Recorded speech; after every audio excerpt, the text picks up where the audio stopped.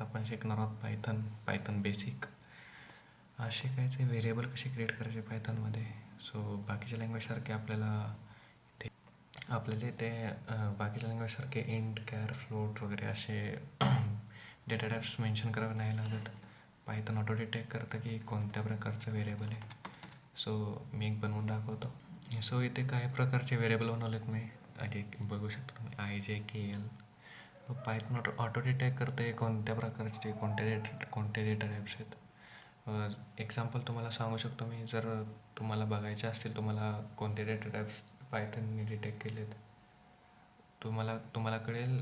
जर एक छोटीशी कमेंट आहे प्रिंटमध्ये पॅरेंथिसिसमध्ये टाईप आणि टाईपमध्ये परत पॅरेंथिसिस टाकून तुम्हाला कोणता व्हेरिएबल बघायचा आहे. समजा आय बघायचा, जे बघायचं आहे, के बघायचं आहे, एल बघायचं आहे, तुम्ही आय टाका आणि ह्याला रन केल्यावरती ते कमांड टर्मिनलमध्ये येईलच की हा इंटिजर टाईपचा व्हेरिएबल आहे. असंच तुम्ही इथे आयच्या जागी जे टाकलं. सो इथे जे टाकले, जे स्ट्रिंग टाईपचा व्हेरिएबल आहे.